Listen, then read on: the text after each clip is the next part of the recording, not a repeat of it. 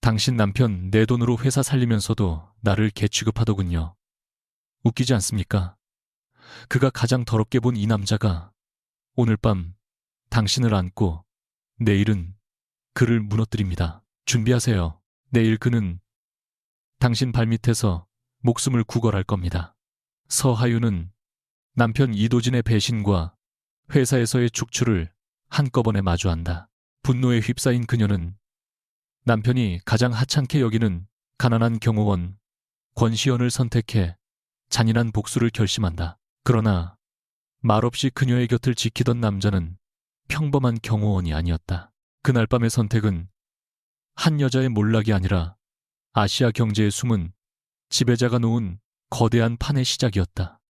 서명해.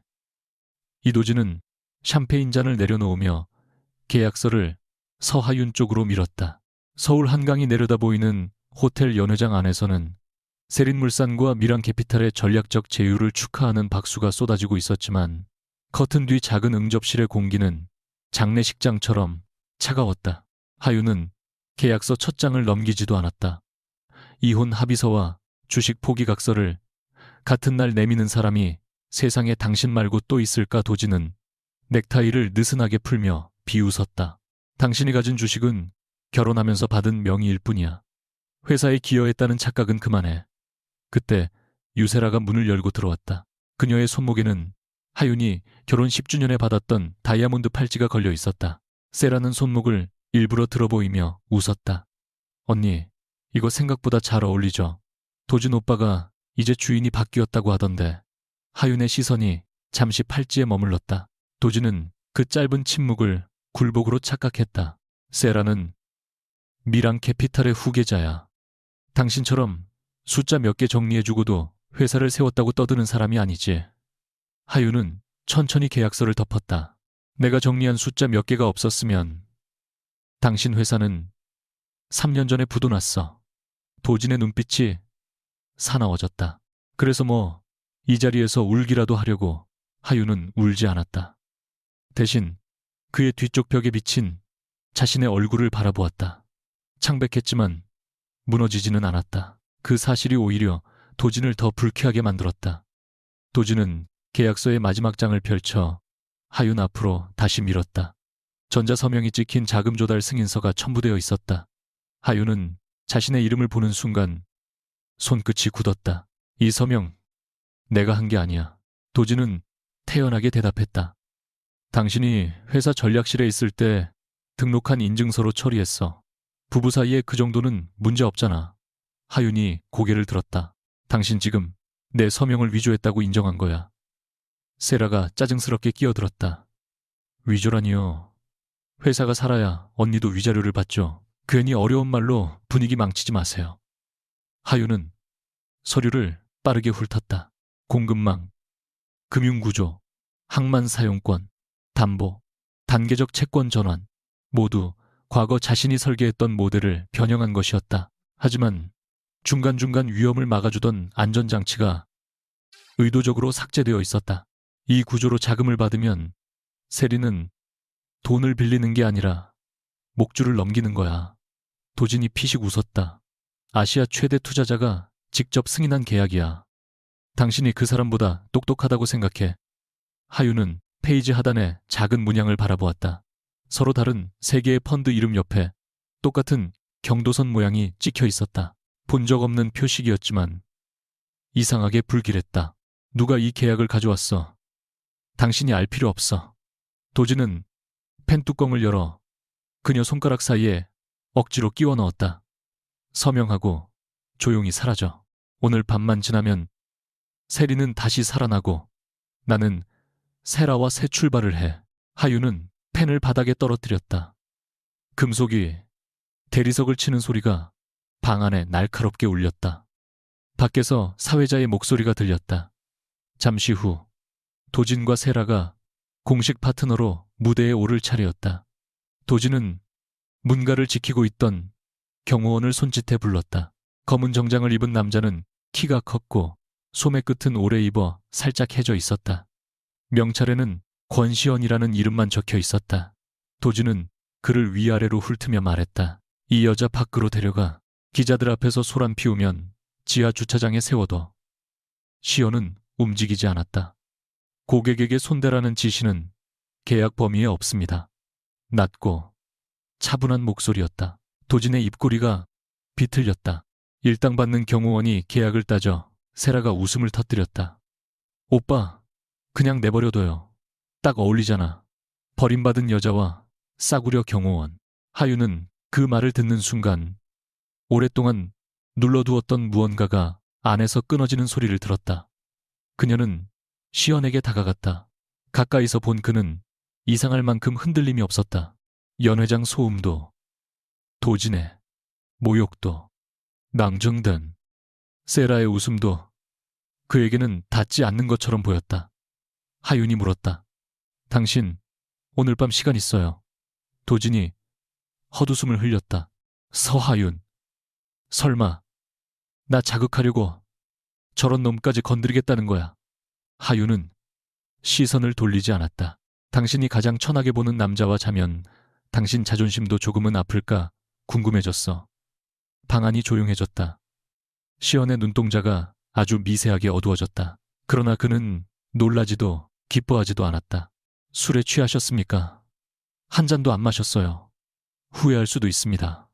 하윤은 마침내 도진을 돌아보며 말했다. 후회는 이미 당신과 결혼한 날 충분히 했어. 하윤은 시연의 넥타이를 잡아당겨 입을 맞췄다. 도진이 지켜보는 앞이었다. 짧고 거칠었으며 사랑과는 아무 상관도 없는 입맞춤이었다.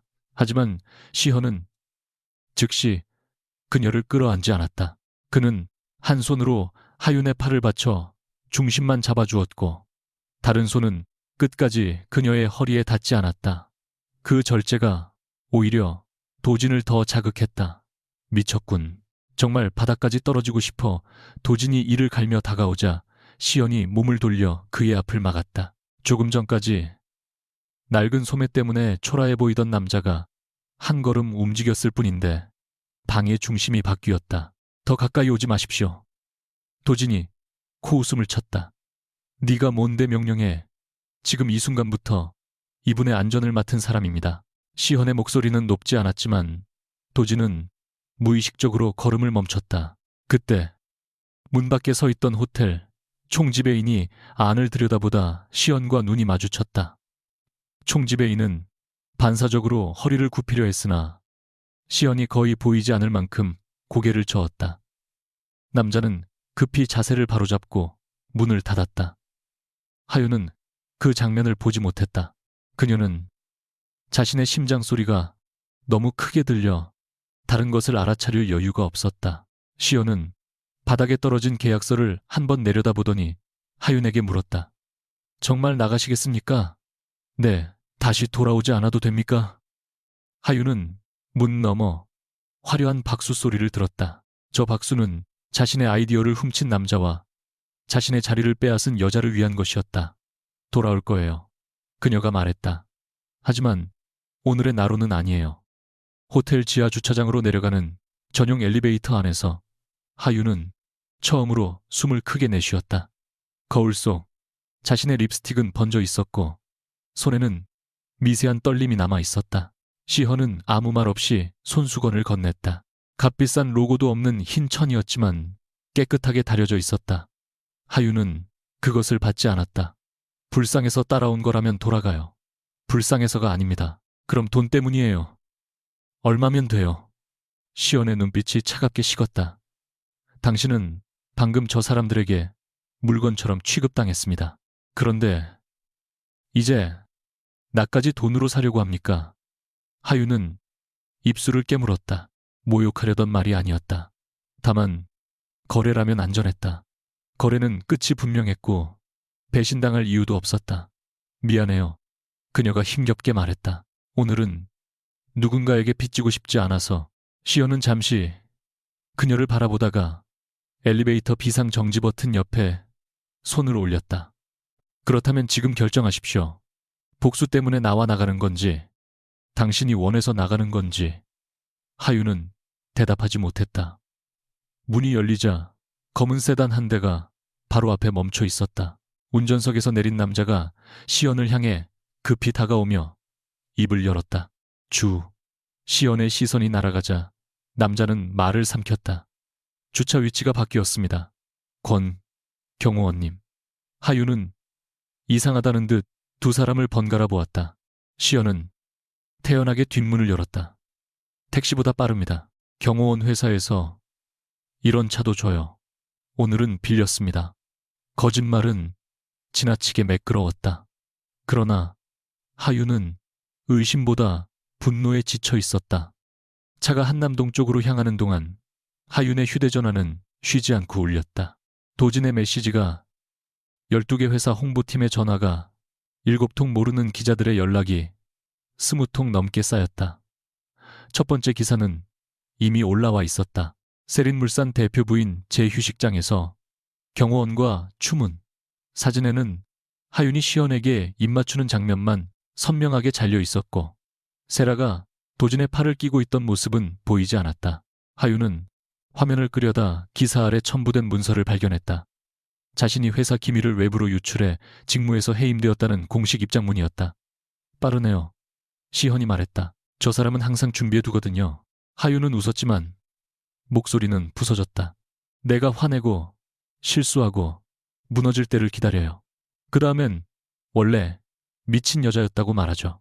시헌은 창밖을 보며 조용히 물었다. 당신이 만든 공급망 모델의 원본은 어디 있습니까? 하윤이 고개를 돌렸다. 그걸 어떻게 알아요? 방에서 들었습니다. 난 모델이라고만 했어요. 공급망이라는 말은 하지 않았는데 차 안에 짧은 침묵이 내려앉았다. 시헌은 시선을 피하지 않았다. 세린의 자금 구조는 업계에 알려져 있습니다. 브록 씨도 알아요. 하윤이 떠보듯 물었다. 시헌의 손가락이 무릎 위에서 아주 잠깐 멈췄다. 브록 씨는 공개되지 않은 위험 통제 장치였다. 그는 대답 대신 휴대전화를 꺼냈다. 낡은 기기 화면에 암호화된 메시지 하나가 떠 있었다. 세 번째, 채권 양도 완료. 개인명의 계좌 제외 지시 확인. 시연은 화면을 즉시 껐지만 하윤은 마지막 문장을 보지 못했다. 차는 호텔이 아닌 조용한 레지던스 앞에 멈췄다. 입구 직원은 시연을 보자마자 문을 열었고 신분 확인도 하지 않았다. 하윤은 이번에는 분명히 이상함을 느꼈다. 여기 자주 와요. 경호 업무 때문에 몇 번 왔습니다. 직원들이 당신을 아는 것 같던데 사람 얼굴을 잘 기억하는 곳입니다. 그는 매번 사실과 거짓의 경계에 걸친 대답을 내놓았다. 엘리베이터가 최상층에 멈추자 하윤은 걸음을 멈췄다. 복도 끝에는 객실이 하나뿐이었다. 시연은 카드를 대지 않고 손가락을 센서에 올렸다. 문이 열렸다. 넓은 거실 너머로 서울의 불빛이 한눈에 들어왔다. 하윤은 씁쓸하게 웃었다. 일당받는 경호원이 사는 고치고는 지나치게 좋네요. 시연은 재킷을 벗어 의자에 걸었다. 낡아 보이던 정장 안쪽에는 맞춤 제작 표식이 작게 새겨져 있었다. 내 집이라고 한 적은 없습니다. 그럼 누구 집인데요? 오늘 밤 비어있는 집입니다. 하윤은 자신이 또 다른 함정으로 들어온 것인지 생각했다. 돌아서려는 순간 시연이 문에서 멀찍이 물러났다. 지금 나가셔도 됩니다. 차량을 불러드리겠습니다. 오늘 있었던 일은 누구에게도 말하지 않겠습니다. 그의 말에는 붙잡으려는 기색이 없었다. 그 자유가 오히려 하윤의 발을 멈추게 했다. 도진은 늘 선택권을 주는 척하며 정답을 정해놓았다. 반면 눈앞의 남자는 이상할 만큼 위험해 보이면서도 마지막 문을 열어두고 있었다. 하윤은 창가로 걸어가 한강 너머의 불빛을 바라보았다. 내가 왜 당신을 골랐는지 알아요. 시헌은 대답하지 않았다. 그 사람은 가난한 사람을 사람으로 보지 않아요. 자기보다 아래에 있다고 생각하면 무엇을 해도 된다고 믿죠. 그래서 당신을 골랐어요. 내가 그가 가장 싫어하는 방식으로 망가졌다는 걸 보여주고 싶었어요. 시헌의 얼굴에서 처음으로 차가운 감정이 스쳤다. 그럼 나는 당신이 망가지기 위해 필요한 도구입니까? 하윤은 눈을 감았다. 맞아요. 적어도 처음에는. 지금은 모르겠어요. 그녀의 목소리가 떨렸다. 아무것도 모르겠어요. 남편이 다른 여자와 내 팔찌를 나눠 끼고 내 이름으로 돈을 빌리고 내가 만든 걸 자기 능력이라고 말했어요. 그런데 나는 울기 싫었어요. 엄마처럼 매달리기 싫었고 버리지 말라고 말하는 여자가 되기 싫었어요. 시연은 천천히 다가왔지만 손을 뻗지는 않았다. 그래서 먼저 자신을 다치게 하기로 했습니까? 그 말은 너무 정확해서 하윤은 숨을 삼켰다. 시연은 그녀 앞 한 걸음 거리에 멈췄다. 전 남편이 가장 천하게 보는 남자와 자고 싶다고 했죠. 오늘 밤 내가 그 복수가 되어주겠습니다. 하윤이 그를 올려다보았다. 시헌의 눈에는 동정도 조롱도 없었다. 오직 기다림만 있었다. 하지만 한 가지는 분명히 하십시오. 당신은 술에 취하지 않았고 강요받지 않았으며 내일 아침 이 선택을 나에게 떠넘길 수 없습니다. 문은 아직 열려 있습니다. 몇 초가 아주 길게 흘렀다. 하윤은 문을 바라보았다가 다시 시연을 보았다. 도진에게 보여주기 위한 충동은 이미 호텔에 두고 왔다. 지금 여기에는 카메라도 기자도 조롱하는 사람도 없었다. 남아있는 것은 자신의 상처와 낯선 남자의 침묵뿐이었다. 하윤은 손을 들어 시연의 뺨에 가볍게 닿았다. 체온이 생각보다 따뜻했다. 내일 후회할 수도 있어요. 그건 당신의 권리입니다. 그래도 지금은 내가 선택할게요. 이번 입맞춤은 연회장에서처럼 거칠지 않았다. 시연은 마지막 순간까지 그녀가 물러날 틈을 남겨두었다. 하윤이 그의 셔츠 자락을 움켜쥐고 나서야 그는 조심스럽게 그녀의 허리를 감쌌다. 서울의 불빛이 창에 번지고 방 안의 소리는 점차 멀어졌다. 그날 밤 두 사람은 서로의 상처를 모두 알지 못한 채 가까워졌다. 하윤은 복수를 위해 시작한 선택 속에서 이상할 만큼 안전함을 느꼈고 시헌은 오랫동안 계획해온 접근이 더 이상 계획대로 흘러가지 않는다는 사실을 처음 인정했다. 그는 잠든 하윤의 얼굴을 바라보다 침대에서 조용히 일어났다. 거실로 나온 시연은 낡은 휴대전화를 켜고 전화를 걸었다. 세린물산 관련 채권은 예정대로 전부 넘겨받아 수확이 넘어 남자가 공손히 대답했다. 예, 회장님. 서하윤 씨 명의 계좌와 지분도 동결 대상에 포함할까요? 시헌의 눈빛이 차갑게 가라앉았다. 그 사람 것은 손대지 마. 누구든 건드리면 내가 직접 책임을 묻겠다.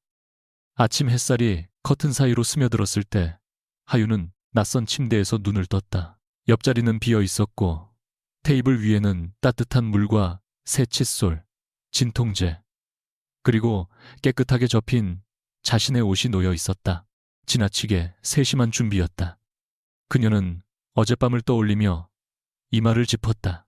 수치심보다 먼저 밀려온 감정은 이상하게도 평온함이었다. 그 사실이 더 두려웠다. 거실로 나가자 시헌은 창가에서 통화를 끝내고 있었다. 오늘 오전 9시 전까지 이사회 자료를 전부 회수해. 그의 말투는 전날의 경호원과 달랐다. 명령에 익숙한 사람의 목소리였다. 하윤이 나타나자 그는 즉시 전화를 끊었다. 누구한테 이사회 자료를 회수하라고 한 거예요? 경우 회사 내부 자료입니다. 하윤은 믿지 않았다. 테이블 위에는 자신의 이름이 적힌 봉투가 놓여 있었다. 안에는 세린물산 자금 조달 계약서의 사본과 함께 형광펜으로 표시된 조항들이 있었다. 그중 하나는 브록 씨의 삭제 흔적을 가리키고 있었다. 하윤의 얼굴이 굳었다. 권시연 씨. 그녀는 처음으로 그의 이름을 또렷하게 불렀다. 당신, 내가 누군지 언제부터 알고 있었어요. 시연은 잠시 침묵했다. 대답하기 전에 그의 휴대전화가 다시 울렸다. 다시 울렸다. 다시 울렸다. 화면에는 발신자 이름 대신 단 한 줄이 떠 있었다. 아시아 전략위원회 긴급보고. 그는 화면을 뒤집어 놓았다. 생각보다 오래전부터요. 하윤의 심장이 불길하게 내려앉았다. 복수라고 믿었던 밤이 어쩌면 자신이 선택한 일이 아닐 수도 있다는 의심이 처음으로 선명한 형태를 얻기 시작했다. 하윤은 권시연의 대답을 듣는 순간 침실로 돌아가 옷을 챙겼다. 생각보다 오래전부터라는 말은 짧았지만 그 안에는 그녀가 모르는 시간이 너무 많이 숨어 있었다. 시연은 그녀를 붙잡지 않았다. 그는 거실 한가운데 서서 하윤이 구겨진 블라우스의 단추를 채우는 모습을 조용히 바라볼 뿐이었다. 하윤은 계약서 사본이 든 봉투를 가방에 넣으며 물었다. 내가 세린물산 전략실에 있었다는 건 어떻게 알았어요? 시연은 잠시 침묵한 뒤 말했다. 업계 자료에서 이름을 본 적이 있습니다. 어떤 자료요? 공급망 리스크 보고서. 하윤의 손이 멈췄다. 그 보고서는 공식적으로 이도진의 단독 성과로 발표된 문서였다. 초안 작성자가 자신이었다는 사실은 도진과 전략실 핵심 인력 몇 명만 알고 있었다. 그 보고서에 내 이름은 없었어요. 하윤이 낮게 말했다. 시현은 더 이상 변명하지 않았다. 침묵이 곧 인정처럼 느껴졌다. 하윤은 현관문을 열기 전 마지막으로 그를 돌아보았다. 어젯밤 일은 실수였다고 말하지 않을게요. 내가 선택했으니까. 하지만 당신이 나를 알고도 모르는 척한 건 다른 문제예요. 시헌의 눈빛이 무거워졌다. 설명할 기회를 주십시오. 설명은 내가 당신 말을 믿을 수 있을 때 듣는 거예요. 그녀가 문을 닫자 복도 끝 엘리베이터가 기다렸다는 듯 열렸다. 안에 서 있던 직원은 하윤을 향해 깊이 고개를 숙였다. 차량이 준비되어 있습니다. 하윤은 그 말을 듣고 다시 굳었다. 그녀는 차를 요청한 적이 없었다.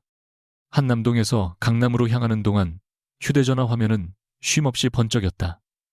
전날 밤 호텔 응접실에서 찍힌 영상이 편집되어 온라인에 퍼지고 있었다. 영상 속 하윤은 이혼 발표 직후 경호원의 넥타이를 잡아당겨 입을 맞춘 파렴치한 여자였고 도진은 그런 아내의 배신을 묵묵히 견딘 피해자로 묘사되어 있었다. 세라가 도진의 팔을 끼고 있던 장면과 하윤에게 주식 포기 각서를 내밀던 장면은 깨끗하게 잘려 있었다. 세린물산 홍보팀은 새벽부터 공식 입장을 배포했다. 서하윤 전 전략이사가 혼인관계 중 부적절한 행위를 했으며 회사 기밀 유출 정황 때문에 이미 내부 감사를 받고 있었다는 내용이었다. 하윤은 기사를 끝까지 읽은 뒤 화면을 껐다. 놀랍지는 않았다. 도진은 언제나 자신이 먼저 칼을 꽂고 상대가 피를 흘리면 그 피를 증거로 삼았다. 문제는 회사였다. 전략실에 남아있는 원본 자료와 수정 이력까지 도진이 손에 넣으면 그녀는 정말로 공로를 증명할 방법을 잃게 된다. 하윤은 곧바로 회사 보안 시스템에 접속했지만 계정은 이미 정지되어 있었다. 개인 클라우드도 비밀번호가 변경되어 있었다. 그 순간 전화가 걸려왔다. 화면에 저장되지 않은 번호가 떠 있었다. 서하윤 씨 맞으십니까? 정한 시큐리티입니다. 오늘부터 신변 보호를 담당하게 된 권시현 팀장의 요청으로 연락드렸습니다. 하윤은 이를 악물었다.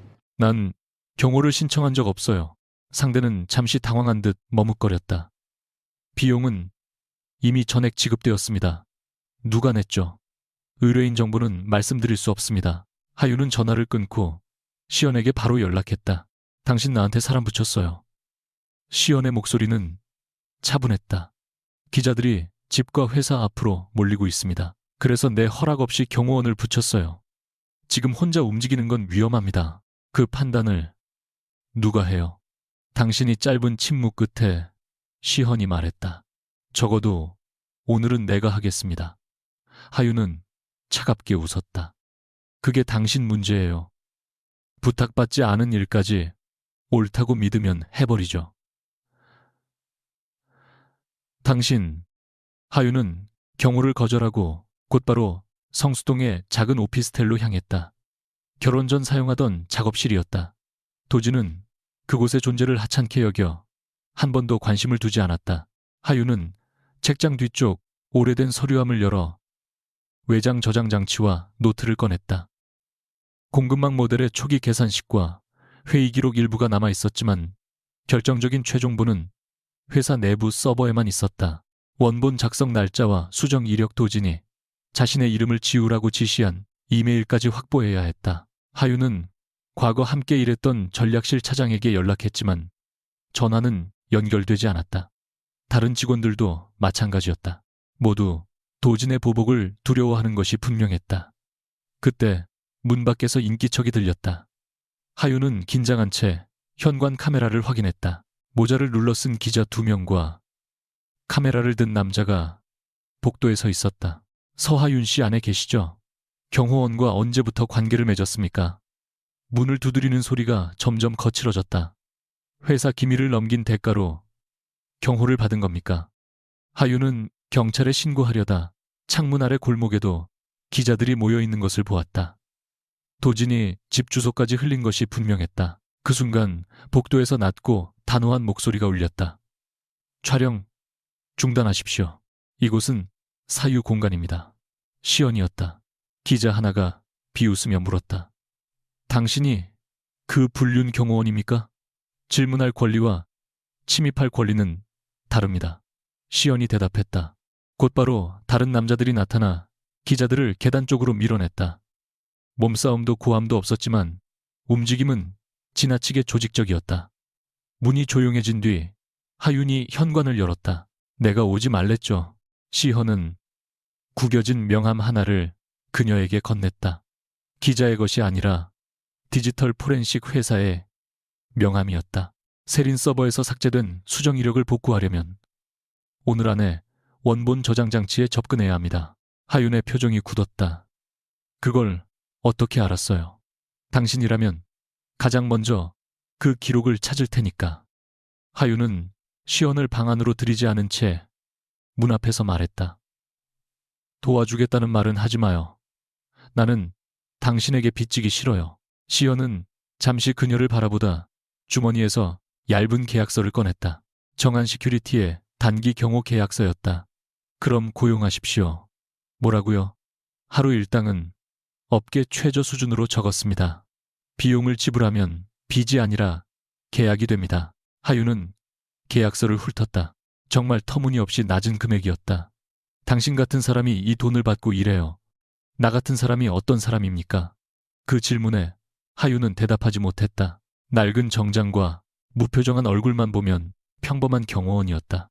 그러나 호텔 최상층 레지던스와 암호화된 연락회장이라 부르려던 운전기사 브록 씨를 알고 있는 지식은 전혀 평범하지 않았다. 하윤은 금액을 2배로 고쳐 적었다. 이 정도는 받아요. 그리고 조건이 있어요. 내 허락 없이 전화하지 말 것. 내 이름으로 지시하지 말 것. 내가 모르는 곳에 내 정보를 넘기지 말 것. 시연은 수정된 계약서를 읽고 서명했다.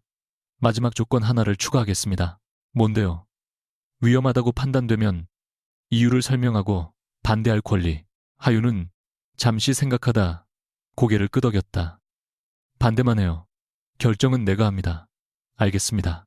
시연은 그렇게 대답했지만 그 말이 그에게 얼마나 어려운 약속인지 하윤은 아직 몰랐다. 그녀는 전략실 자료를 보관하던 강서구 외곽문서 창고로 가야 한다고 말했다. 도진은 회사 이전 과정에서 종이 문서와 초기 서버를 그곳에 보관해 두었다. 내부 인력만 접근할 수 있었지만 하윤의 과거 출입증은 아직 물리적으로 폐기되지 않았다. 시현은 곧바로 차를 준비하겠다고 했다. 하윤이 물었다. 또 그 비싼 차예요. 이번에는 경호회사 차입니다. 지하에 내려가자 검은 승합차 3대가 나란히 서 있었다. 하윤은 그중 한 대를 가리키며 말했다. 작은 차 한 대면 충분해요. 시연은 잠시 망설였지만 결국 그녀의 선택을 따랐다. 문서 창고는 회사 본사와 달리 인적이 드문 산업단지 끝에 있었다. 하윤은 오래된 출입증을 단말기에 댔지만 빨간 불이 들어왔다. 이미 권한이 삭제된 것이다. 관리자는 유리문 안쪽에서 2 사람을 흘겨보며 말했다. 본사 지시로 서하윤 씨는 출입 금지입니다. 돌아가세요. 하윤은 침착하게 과거 보관 책임자였음을 설명하고 개인 저작물 사본만 확인하겠다고 했지만 남자는 들은 척도 하지 않았다. 기밀 유출 혐의자가 무슨 저작물입니까? 경찰 부르기 전에 가세요. 이밀, 예공도, 시연이 한 걸음 앞으로 나섰다. 보관 계약상 원작성자가 자기 이름으로 등록된 자료의 목록을 확인하는 것은 금지 대상이 아닙니다. 관리자가 코웃음을 쳤다. 경호원이 법도 알아. 계약서는 읽을 줄 압니다. 시헌은 주머니에서 명함을 꺼내지 않았다. 대신 관리자의 책상 위에 놓인 전화기를 바라보며 짧게 말했다. 본사, 운영지원실 박상무에게 연락하십시오. 그리고 창고 임대계약 제14조를 확인해달라고 하십시오. 남자의 얼굴이 미묘하게 변했다. 박상무의 직통 연락처와 계약 조항을 외부 경호원이 정확히 아는 것은 이상했다. 그는 마지못해 전화를 걸었다. 몇 마디 대화를 나누던 관리자의 자세가 갑자기 바뀌었다. 예, 상무님. 하지만 대표님 지시는 상대가 무엇인가 강하게 말했는지 그는 자리에서 일어나 허리를 숙였다. 전화를 끊은 뒤 직접 유리문을 열며 말했다. 서 이사님, 오해가 있었습니다. 필요한 자료를 확인하십시오. 하윤은 시헌을 바라보았다. 당신이 박상무와 아는 사이예요. 이전에 경호 업무를 맡은 적이 있습니다. 이상하네요. 당신은 경호를 맡았던 사람들의 계약 조항까지 다 외워요. 시헌은 대답하지 않고 안쪽 통로를 먼저 살폈다. 창고 깊숙한 곳에는 세린물산 창립 초기 서버와 문서 박스가 보관되어 있었다. 하윤은 자신의 이름이 적힌 박스를 찾았지만 내용물 대부분이 사라져 있었다. 누군가 이미 와서 핵심 자료만 골라낸 흔적이었다. 박스 바닥에는 찢어진 회의록 몇 장과 낡은 외장 하드 하나가 남아 있었다. 하윤이 전원을 연결하자 암호 입력창이 떴다. 도지는 하윤의 습관을 알고 있었기에 흔히 쓰던 비밀번호는 모두 차단했을 것이다. 그녀는 잠시 생각하다 결혼기념일이나 어머니 생일이 아닌 처음 모델을 완성한 날짜를 입력했다. 화면이 열렸다.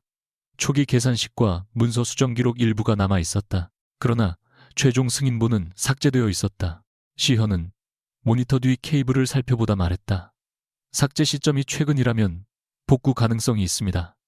포렌식 업체에 맡기면 돼요. 그 전에 복제본을 만들어야 합니다. 원본을 들고 나가면 절도라고 공격할 겁니다. 하윤은 그 말이 맞다는 것을 인정할 수밖에 없었다. 두 사람은 관리자를 불러 공식 열람 기록을 남기고 현장에서 저장 장치를 복제했다. 그 과정에서 하윤은 찢어진 회의록 한 장에 자신의 서명 옆 다른 필체로 적힌 문장을 발견했다. 원작성자 표기 삭제 후 대표 명의로 최종 보고. 날짜는 보고서 발표 전날이었다. 하윤이 종이를 쥔 손에 힘을 주자 시연이 조용히 물었다. 이걸로 충분합니까? 아니요. 지시한 사람이 도진이라는 직접 증거가 필요해요. 그 증거가 없다면 하윤은 종이를 파일에 넣으며 말했다. 찾아야죠.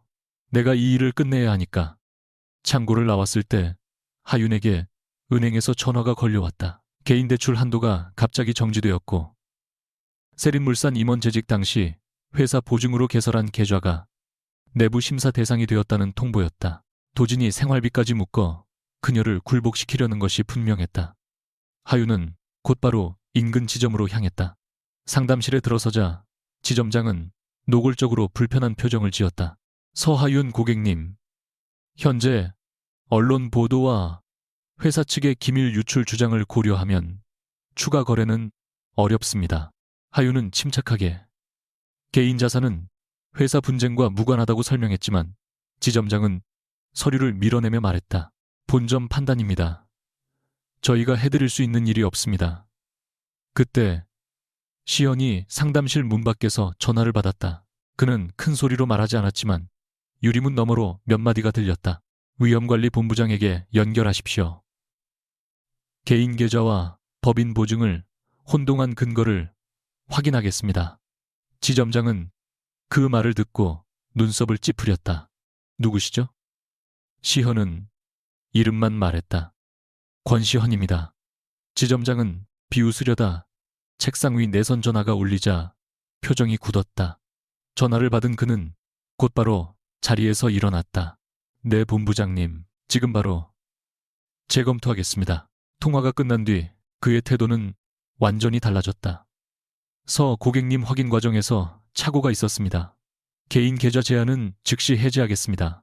하윤은 감사하지 않았다. 대신 은행 밖으로 나오자마자 시연을 몰아세웠다. 당신 이름만 말했는데 본점 위험관리본부장이 움직였어요. 시연은 담담하게 대답했다. 예전에 그분 가족 경호를 맡았습니다. 그 사람들은 경호원 전화 한 통에 지점장을 깨워요. 문제가 명확했기 때문입니다. 아니요, 당신이 말했기 때문이죠. 하윤은 그의 낡은 소매를 바라보았다. 당신은 대체 누구예요? 시연의 눈빛이 잠시 흔들렸지만 그는 끝내 진실을 말하지 않았다. 지금은 당신이 고용한 경호원입니다. 두 사람은 늦은 오후 성수동 작업실로 돌아왔다. 하윤은 복제한 자료를 정리하며 포렌식 업체에 분석을 의뢰했다. 시연은 방 한쪽에 서서 창밖과 복도를 번갈아 확인했다. 침묵이 길어지자 하윤이 먼저 입을 열었다. 어젯밤 일돈으로 계산하고 싶었던 건 미안해요. 시연은 그녀를 바라보았다. 사과받기 위해 말한 건 아닙니다. 그래도 해야 해요. 나는 도진이 사람을 값으로 판단하는 걸 혐오하면서 나도 똑같이 했어요. 하윤은 손에 들고 있던 펜을 내려놓았다. 당신을 선택한 건 그 사람을 모욕하기 위해서였어요. 그런데 아침에 일어났을 때 가장 먼저 든 생각은 후회가 아니었어요. 편안했다는 생각이었어요. 그래서 더 화가 났어요. 다시 누군가를 믿을 수 있을 것처럼 느껴졌거든요. 시연은 천천히 그녀 앞에 앉았다. 믿지 않아도 됩니다. 그러면서 왜 자꾸 내 앞에 나타나요? 당신이 혼자서도 할 수 있다는 건 압니다. 그의 목소리는 낮았다. 하지만 혼자 해야만 한다고 믿는 건 다른 문제입니다. 하윤은 그 말에 쉽게 대답할 수 없었다. 시헌은 그녀의 능력을 의심하지 않았다. 도진처럼 대신 결정하려 들면서도 동시에 그녀가 스스로 싸울 수 있다는 사실을 정확히 보고 있었다. 모순적인 남자였다. 하윤이 물었다. 내가 만든 보고서를 언제 봤어요? 시헌의 눈빛이 깊어졌다. 몇 년 전입니다. 인천 항만 사업이 흔들렸을 때 한 보고서가 연쇄 부도를 막았습니다. 그 보고서에는 이도진 이름이 적혀 있었어요. 그래서 처음에는 그가 쓴 줄 알았습니다. 그런데 어떻게 내가 썼다는 걸 알았죠. 시연은 잠시 시선을 내렸다. 문장마다 같은 사람이 남긴 흔적이 있었습니다. 위험보다 사람을 먼저 계산하는 방식. 하윤은 웃지 못했다. 그런 평가를 도진에게서는 한 번도 들어본 적이 없었다. 저녁이 가까워질 무렵 포렌식 업체에서 연락이 왔다. 외장 하드의 삭제 데이터 일부를 복구할 수 있으며 원본 작성자 계정과 최종 수정 계정이 다르다는 사실도 확인 가능하다는 내용이었다. 그러나 분석을 진행하려면 상당한 비용이 필요했다. 하윤은 계좌 잔액을 확인했다. 이혼 소송과 생활비를 감당하면 빠듯했지만 결제를 망설이지 않았다. 시헌이 말했다. 비용은 내가 먼저 처리할 수 있습니다. 하윤은 즉시 고개를 저었다. 계약이 없는 일이에요. 대여금으로 기록하면 됩니다. 아니요. 이건 내가 되찾아야 하는 내 이름이에요. 비용도 내가 내요. 시연은 더 설득하지 않았다. 그가 물러나는 모습을 보며 하윤은 조금 놀랐다. 최소한 약속은 지키려는 듯 했다. 그때 작업실 아래에서 자동차 경적 소리가 연달아 울렸다. 창밖을 보자 세린물산 차량 한 대가 골목을 막고 서 있었다. 차에서 내린 사람은 도진이었다. 그는 카메라를 든 기자 둘과 함께 올라와 문을 세게 두드렸다. 서하윤, 안에 있는 거 알아. 문 열어. 하윤이 문을 열자 도진은 시헌을 발견하고 얼굴을 일그러뜨렸다. 어제 한 번으로 부족했어. 이제 아예 같이 사는 거야. 하윤은 문을 가로막으며 말했다. 무슨 일이지? 도진은 서류 한 장을 내밀었다. 기밀 자료 반환 요구서였다. 오늘 문서 창고에 들어갔더군. 회사 자료를 훔쳤다면 형사 고소할 거야. 정식 열람 기록을 남겼고 원본은 가져오지 않았어. 네가 뭘 하든 이미 끝났어. 아무도 불륜녀 말을 믿지 않아. 도진은 시연을 향해 턱을 들었다. 그리고 너 아직도 경호원 놀이 중이야. 돈이 필요하면 내가 더 줄게. 저 여자한테서 떨어져. 시연은 그를 무표정하게 바라보았다. 당신이 줄 수 있는 돈은 곧 당신 것이 아니게 될 겁니다. 도진의 얼굴이 굳었다. 뭐라고 시헌은 더 설명하지 않았다. 대신 하윤이 들고 있던 기밀 자료 반환 요구서를 받아 조항을 천천히 읽었다.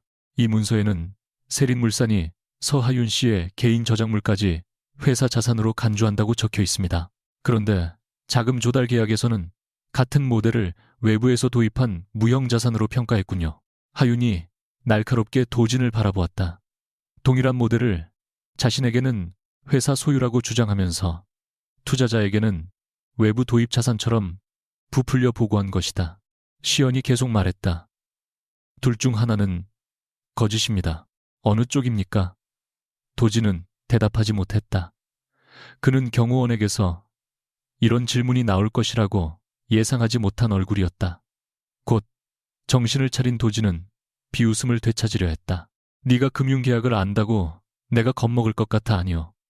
시헌의 목소리는 조용했다. 당신이 언제 겁을 먹게 될지는 이미 정해져 있습니다. 도진은 하윤을 향해 손가락질했다. 내일 오전까지 포기각서에 서명해. 그렇지 않으면 직원들 월급이 끊길 거야.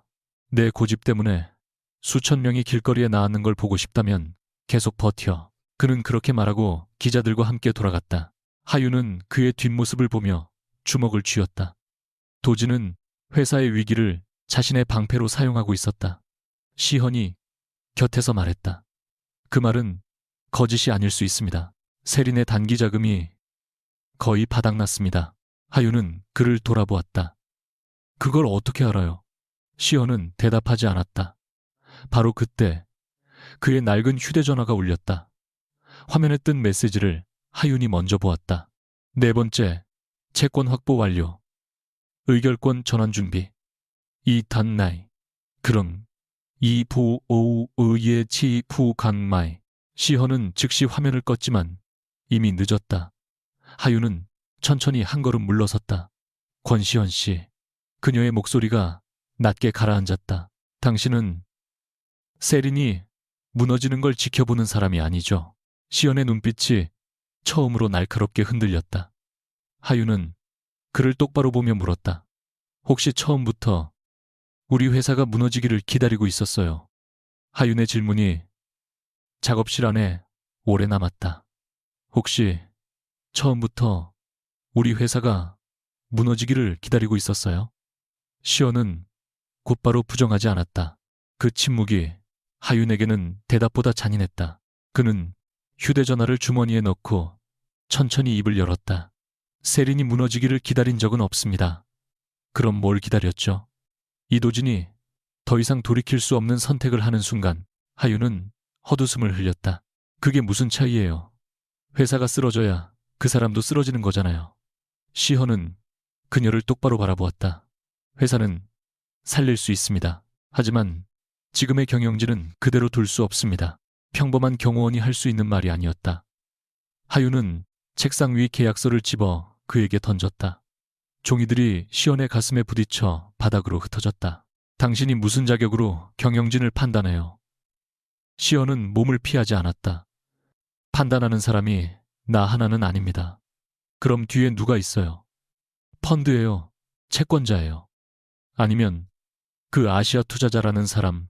시연의 눈빛이 아주 잠깐 흔들렸다. 하윤은 그 변화를 놓치지 않았다. 당신은 그 사람을 알고 있죠. 시연은 바닥에 종이를 한 장씩 주워 책상 위에 올려놓았다. 알고 있습니다. 얼마나 가까이 당신이 생각하는 것보다. 하윤은 경호 계약서를 꺼내 그의 앞에서 찢었다.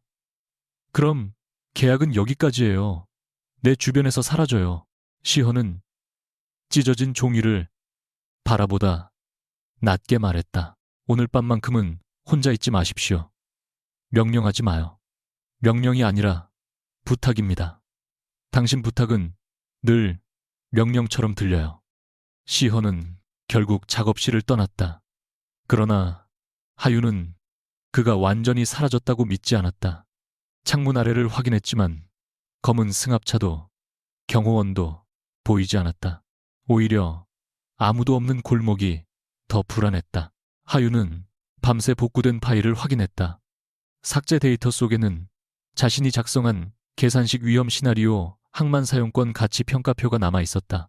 최종 수정 계정은 도진의 비서실 공용 계정이었고 원작성자 이름이 지워진 시점도 정확히 기록되어 있었다. 그러나 도진이 직접 삭제를 지시했다는 증거는 없었다. 하윤은 새벽 3시가 넘어 과거 전략실 차장 최민석에게 다시 연락했다. 이번에는 짧은 답장이 왔다. 더 이상 전화하지 마십시오. 가족이 있습니다.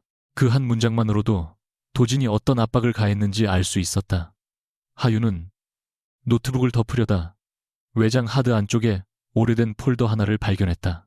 파일명은 G 메리디안이었다. 서로 다른 펀드 이름 옆에 찍혀있던 경도선 표식과 같았다.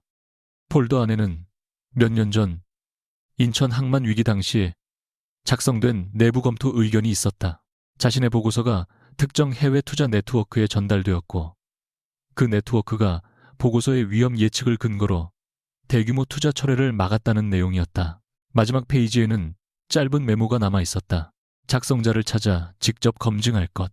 서명은 없었고 이니셜은 KSH뿐이었다. 하윤은 화면을 바라보다 시헌의 이름을 떠올렸다. 권시헌. 우연이라고 넘기기에는 이미 너무 많은 조각이 같은 방향을 가리키고 있었다. 다음 날 아침, 하윤은 여의도에 있는 세린물산의 주거래 은행 본점을 찾아갔다. 시헌이 누구와 연결되어 있는지 확인하려면 그가 영향력을 행사했던 곳부터 살펴봐야 했다. 본점 로비에서 하윤은 전날 자신에게 사과했던 지점장의 상급자를 만나게 해달라고 요청했다. 처음에는 거절당했지만 개인 계좌를 법인 분쟁과 연계한 정황을 금융감독기관에 제출하겠다고 하자 위험관리실 직원이 내려왔다. 하윤은 권시현이라는 사람이 전화한 뒤 왜 제안이 즉시 해제되었는지 물었다. 직원의 얼굴이 굳었다. 고객님, 내부 의사결정 과정은 공개할 수 없습니다. 그 사람이 은행 임원입니까? 아닙니다. 대주주 측 사람입니까? 직원은 대답하지 않았다. 침묵은 이미 충분한 정보였다. 하윤은 상담실을 나서다 로비 반대편에서 익숙한 뒷모습을 발견했다. 시헌이었다. 낡은 경호원 정장이 아니었다. 완벽하게 재단된 검은 정장에 회색 넥타이를 맨 그는 여러 명의 임원과 함께 전용 엘리베이터 앞에 서 있었다. 은행 부행장이 직접 허리를 숙이며 무언가를 설명했고 시헌은 말을 거의 하지 않은 채 서류 한 장만 넘겨받았다. 하윤이 이름을 부르려는 순간 시헌이 고개를 돌렸다. 두 사람의 시선이 맞닿았다. 그의 표정은 놀라지 않았다. 오히려 언젠가 이 순간이 올 줄 알고 있었다는 얼굴이었다. 하윤이 다가가려 하자 검은 정장을 입은 남자 둘이 자연스럽게 길을 막았다. 비켜요. 하윤이 차갑게 말하자 시헌이 손을 들어 그들을 물렸다. 그러나 엘리베이터 문이 열리자 그는 하윤에게 다가오지 않고 짧게 말했다. 오늘 저녁에 설명하겠습니다. 하윤은 웃었다. 당신 설명은 늘 내가 준비될 때가 아니라 당신이 정한 시간에 시작되네요. 시헌은 아무 말도 하지 못한 채 엘리베이터 안으로 사라졌다. 하윤이 건물을 나서자 유세라가 로비 앞 카페에서 기다리고 있었다. 밝은색 정장을 입은 세라는 마치 우연히 마주친 사람처럼 손을 흔들었다. 언니 아침부터 부지런하네요. 하윤은 멈추지 않았다. 세라는 뒤따라오며 말했다. 권시현 씨 정체가 궁금해서 온 거죠? 하윤의 걸음이 멈췄다. 세라는 만족스러운 미소를 지으며 테이블 위에 얇은 서류 봉투를 올려놓았다. 나도 처음에는 그냥 경호원인 줄 알았어요. 그런데 이상하잖아. 호텔 총지배인이 그 사람 눈치를 보고 은행 임원이 전화 한 통에 움직이고 세린의 채권들이 한꺼번에 같은 방향으로 넘어가고 하윤은 봉투를 열었다. 안에는 정한 시큐리티의 지분 구조와 모회사 목록이 들어있었다. 여러 단계를 거슬러 올라가자 마지막에는 지오 네트워크스라는 투자회사가 나타났다. G 메리디안과 같은 경도선 문양이 찍혀 있었다. 세라가 낮게 말했다. 정한 시큐리티는 경호회사가 아니에요. 지오 네트워크스가 사람과 정보를 관리하기 위해 만든 껍데기죠. 이걸 왜 나한테 줘요? 도진 오빠가 무너지면 나도 손해니까. 세라의 미소가 지워졌다. 권시현은 언니를 구하러 온 남자가 아니에요. 세린을 먹으러 온 사람이에요. 그리고 언니는 그 사람이 회사 안으로 들어오기 위한 가장 좋은 문이었겠죠. 하유는 서류를 내려놓았다. 당신이 걱정하는 건 회사가 아니라 당신 몫이겠지. 세라의 눈빛이 차갑게 변했다. 맞아요. 난 내 몫을 지키고 싶어요. 언니처럼 사랑 때문에 10년을 공짜로 일할 생각은 없거든. 그녀는 마지막 자료 한 장을 밀었다. 시연이 호텔 경호 인력 배치 명단을 직접 수정해 자신의 이름을 하윤이 있던 응접실 담당으로 넣은 기록이었다. 날짜는 제 휴식 사흘 전이었다. 그날 오후 도진에게서 공식 소환장이 도착했다. 다음 날 저녁 한남동 호텔 비공개 회의실에서 세린물산의 최종 자금 지원 심사가 열린다는 내용이었다. 아시아 최대 민간 투자 네트워크의 대표가 직접 참석하며 하윤은 전 전략이사이자 모델 원작성자로 반드시 참석해야 한다고 적혀 있었다. 하윤은 도진에게 전화했다. 내가 원작성자라는 걸 이제 인정하는 거야. 도진은 태연하게 웃었다. 공식적으로는 아니지. 투자자가 네 설명을 듣고 싶어해. 네가 와서 모델이 안전하다고 확인만 하면 돼. B가 안전하지 않은 구조를 안전하다고 말하라는 거야.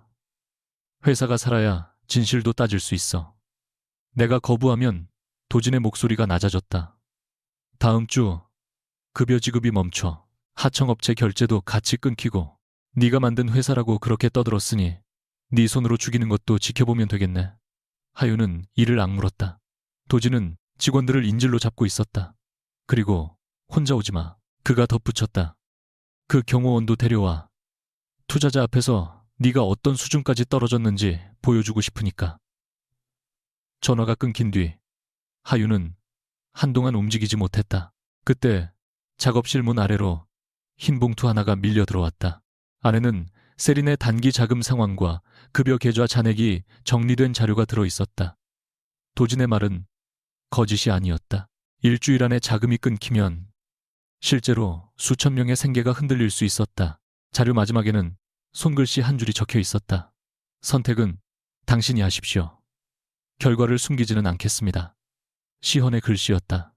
하윤은 종이를 구겨버리려다 멈췄다.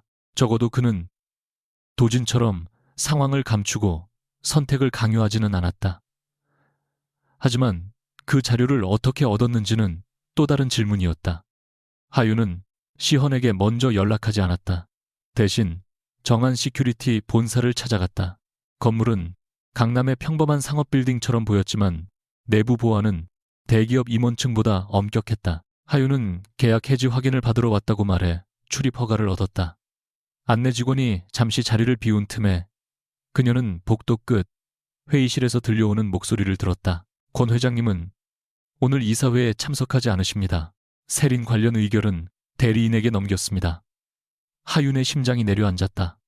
문틈 사이로 시헌과 은행에서 보았던 임원들이 보였다. 책상 위 화면에는 세린물산의 채권 구조와 주식 담보 현황이 떠 있었다. 한 남자가 시헌에게 보고했다.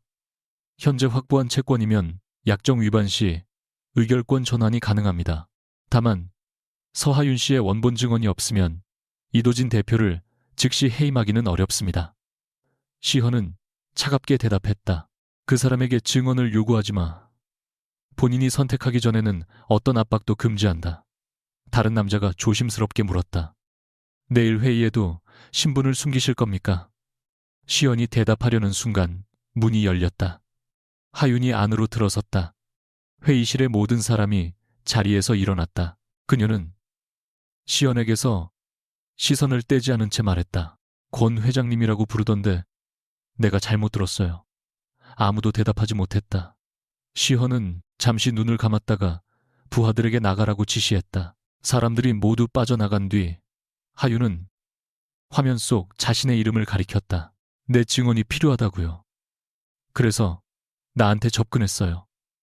아즈는 민느르고 개고신 그러는가 예도이 니오.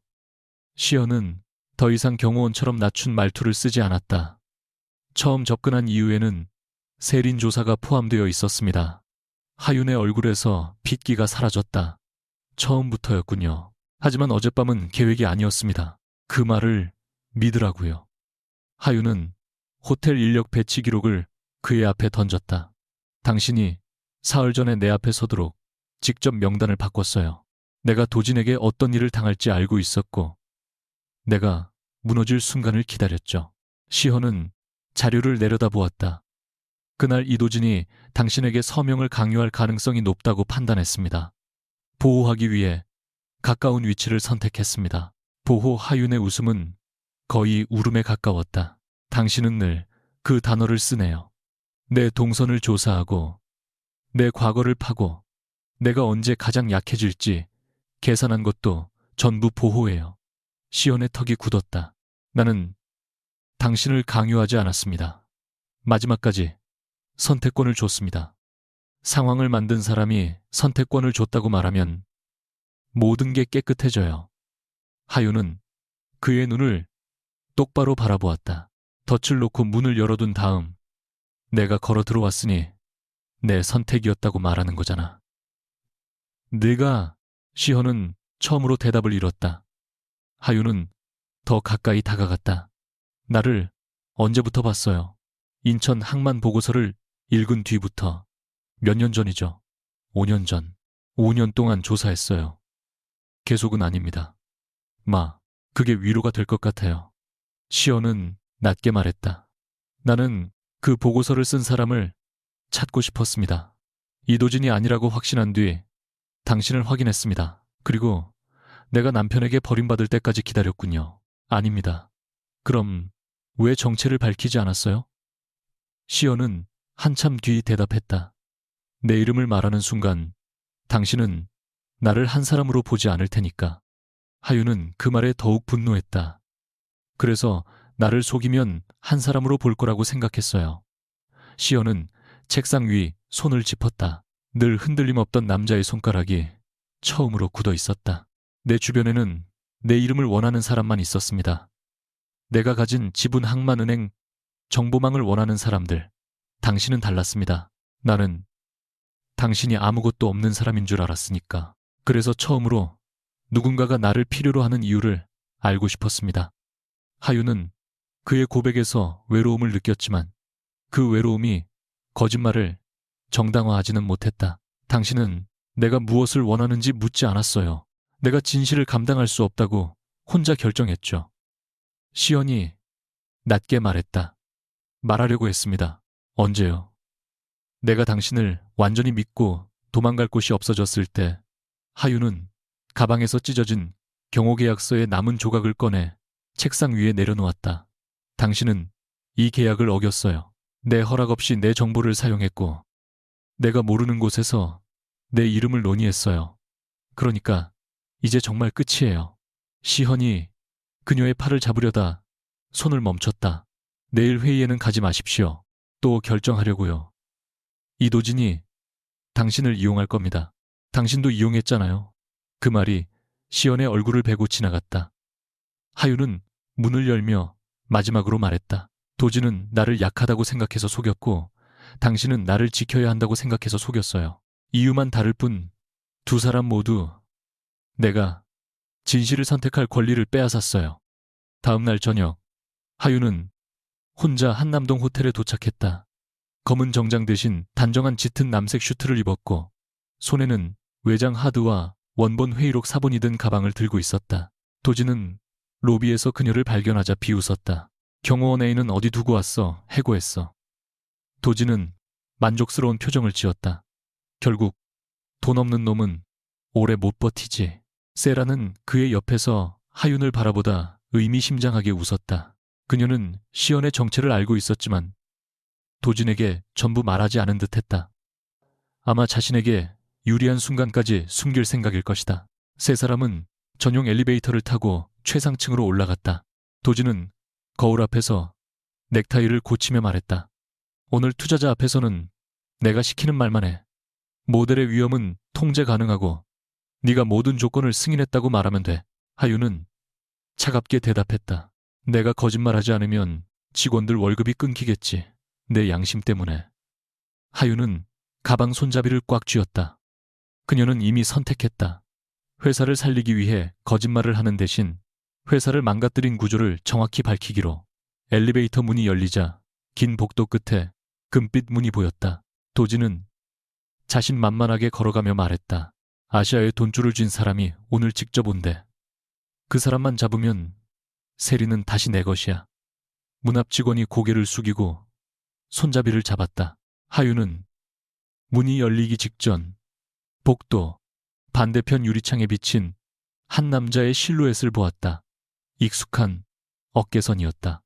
그러나 문은 곧 열렸고 안쪽 가장 높은 자리는 아직 어둠에 가려져 있었다. 금빛 문이 완전히 열리자 길고 어두운 회의실이 모습을 드러냈다. 한강을 등진 유리창 앞에는 검은색 회의 테이블이 놓여 있었고 양쪽으로 은행과 투자사 임원들이 자리하고 있었다. 그러나 가장 높은 자리는 비어있는 것처럼 보였다. 천장 조명이 일부만 켜져 있어 의자에 앉은 남자의 얼굴이 그림자에 가려져 있었기 때문이다. 도진은 들어서자마자 허리를 깊이 숙였다. 귀한 시간을 내주셔서 감사합니다. 세린물산 대표 이도진입니다. 세라도 우아하게 고개를 숙이며 자신을 미란캐피탈의 후계자라고 소개했다. 하윤은 두 사람 뒤에서 아무 말 없이 방안을 살폈다. 테이블 위에는 자신이 밤새 검토했던 계약서와 똑같은 문서들이 놓여 있었다. 서로 다른 4개의 펀드 로고, 아래에는 모두 경도선을 닮은 작은 표식이 찍혀 있었다. 도진은 하윤에게 뒤쪽 의자를 가리켰다. 넌 거기 앉아. 질문 받을 때만 대답해. 그는 하윤을 다시 자신의 보조 직원처럼 다루고 있었다. 하윤은 의자를 바라보다 테이블 맞은편 빈자리에 가방을 내려놓았다. 나는 전 전략이사 자격으로 왔어. 뒤에 앉을 이유 없어. 도진의 얼굴이 굳었지만 임원들이 지켜보는 앞이라 소리를 높이지 못했다. 그는 억지 미소를 지으며 어둠 속 남자에게 말했다. 제 전처가 최근 개인적인 문제로 감정이 불안정합니다. 다만 모델의 세부 구조는 잘 알고 있으니 필요한 설명은 충분히 가능할 겁니다. 어둠 속에서 낮고 익숙한 목소리가 흘러나왔다. 감정이 불안정한 사람에게 수천억 원 규모의 자금 구조를 설명하게 하려는 이유가 무엇입니까? 도진의 입가에서 미소가 사라졌다. 하윤은 그 목소리를 듣는 순간 손끝이 차갑게 굳었다. 조명이 천천히 밝아지자 가장 높은 의자에 앉아있던 남자의 얼굴이 드러났다. 권시현이었다. 낡은 경호원 정장 대신 어깨선이 완벽하게 맞는 검은 수트를 입고 있었고 한 손에는 얇은 계약서가 들려 있었다. 그의 뒤에는 하윤이 은행과 정한 시큐리티에서 보았던 임원들이 서 있었다. 도진은 몇 초 동안 상황을 이해하지 못했다. 그는 시헌을 바라보다 회의실 입구 쪽을 확인했다. 경호원은 왜 저 자리에 앉아 있습니까?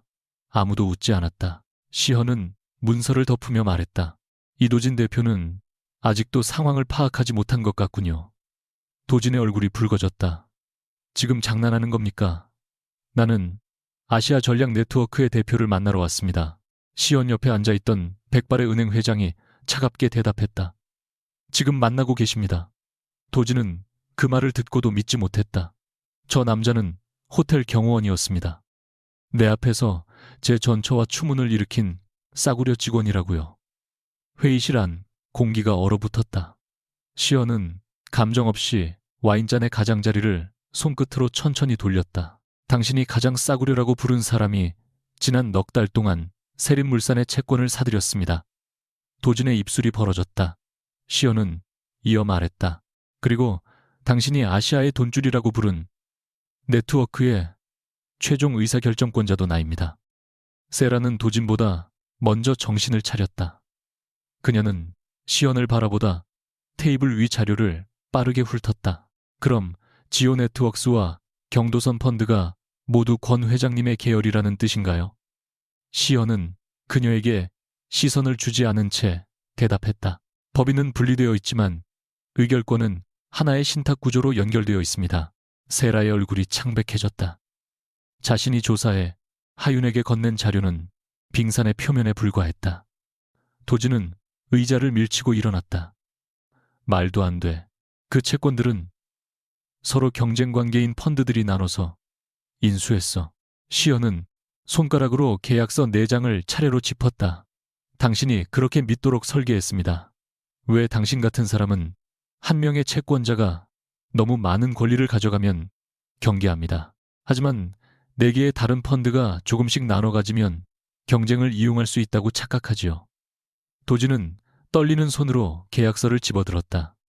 각 펀드와 맺은 계약에는 자산 가치가 허위로 보고되거나 원작성자의 승인이 조작된 경우 채권자가 담보주식의 의결권을 즉시 전환할 수 있다는 조항이 있었다. 도지는 그 문장을 읽다가 하윤을 돌아보았다.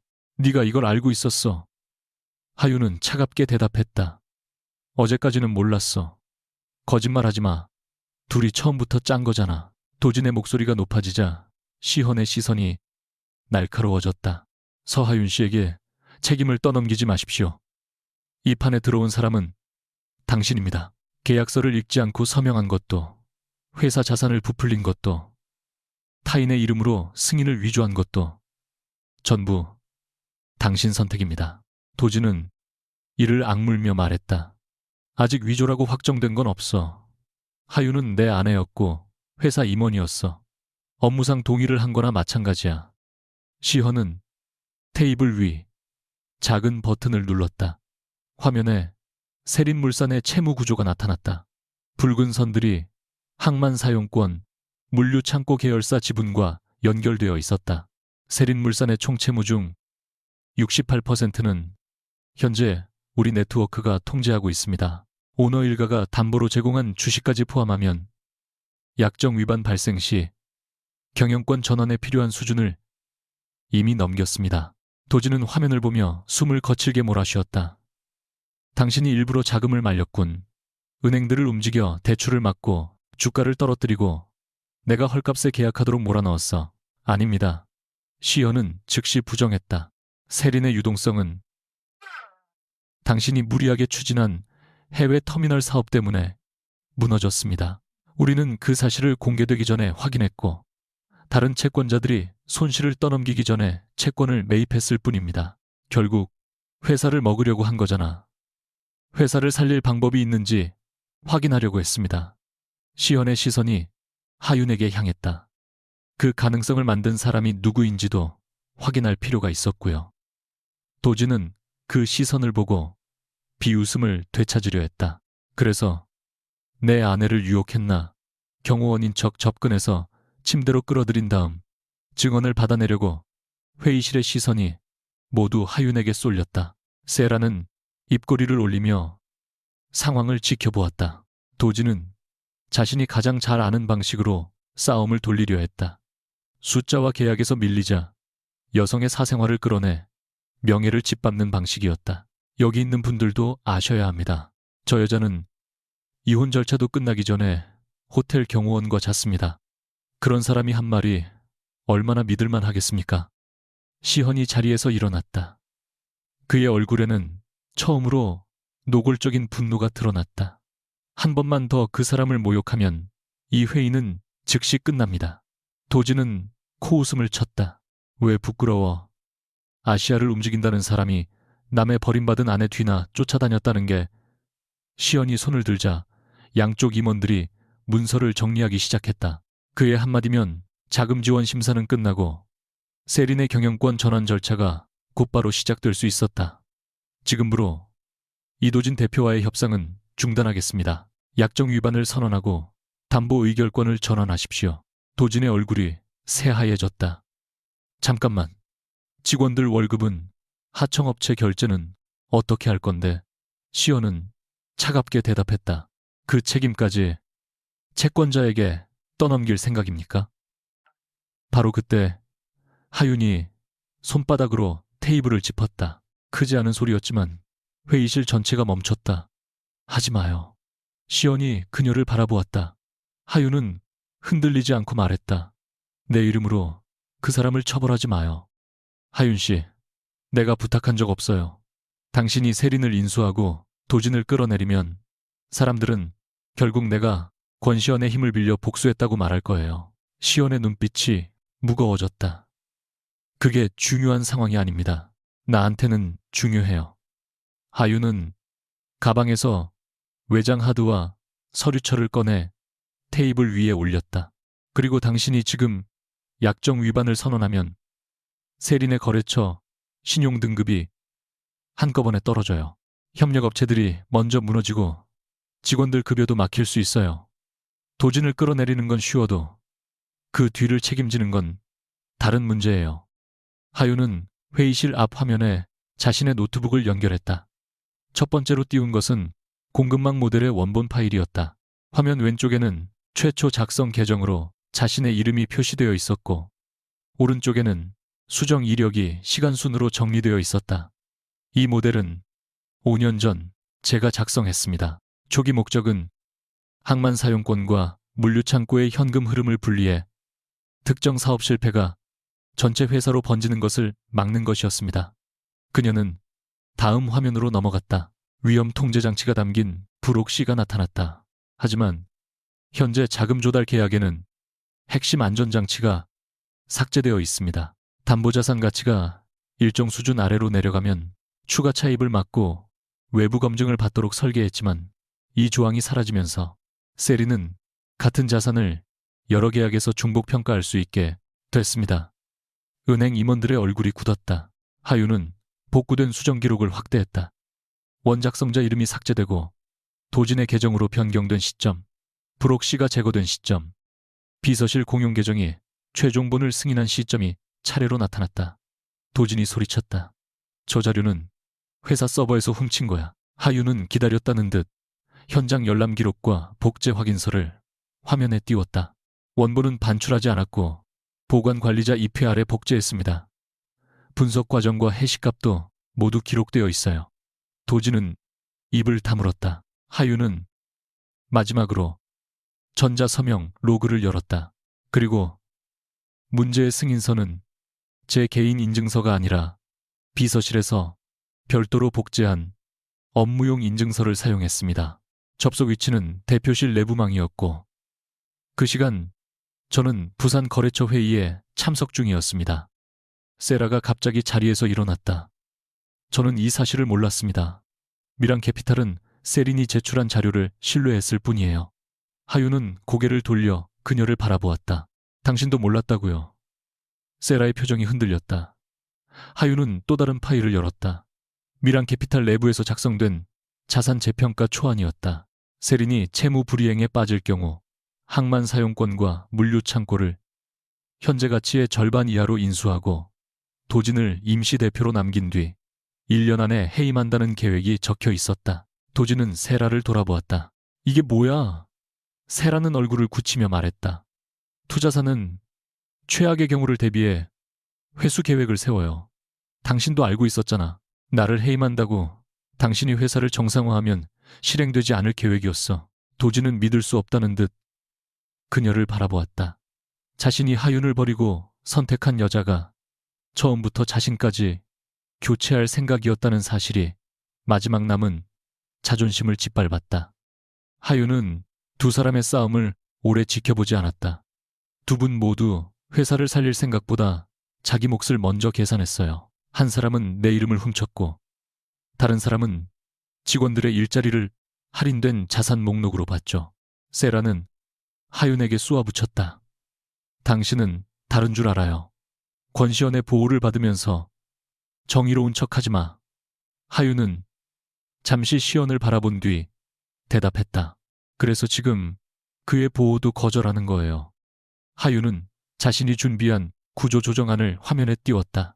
채권자들이 즉시 의결권을 전환하면 단기적으로 경영권은 확보할 수 있지만 공급업체와 직원들이 먼저 충격을 받습니다. 대신 도진 대표의 직무를 즉시 정지하고 독립관리위원회를 구성해야 합니다. 항만 사용권은 매각하지 않고 운영권만 분리해 현금을 확보하고 해외 터미널 사업은 손실을 확정한 뒤 철수합니다. 미랑캐피탈의 우선 인수권은 자료 왜곡 여부가 확인될 때까지 정지하고 기존 채권은 만기를 연장하는 대신 오너 일가 지분을 우선 소각해야 합니다. 백발의 은행 회장이 자료를 살펴보다 물었다. 이 안을 실행하면 채권 회수율이 낮아질 수 있습니다.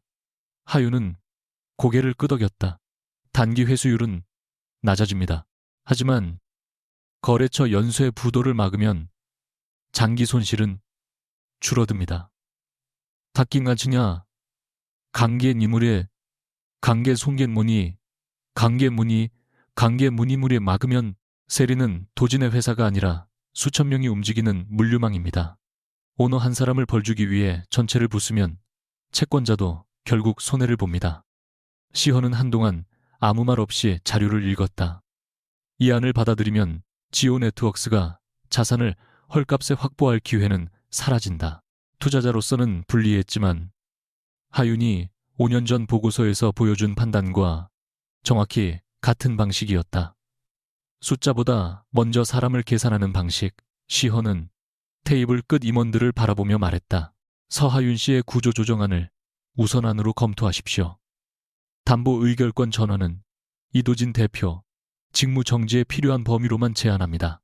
직원급여와 협력업체 결제자금은 별도 계정으로 즉시 확보하고 우리 네트워크는 해당 자금에 우선 회수권을 주장하지 않겠습니다. 도진이 의자에 주저앉았다. 당신들 마음대로 나를 끌어내릴 수는 없어. 나는 최대 주주야. 은행 회장이 차갑게 말했다. 담보 약정에 따라 의결권 대부분은 이미 채권자에게 넘어갈 수 있는 상태입니다. 더구나 허위 자산 보고와 승인 조작 정황이 확인되었으니 이사회는 대표 직무를 정지할 충분한 사유가 있습니다.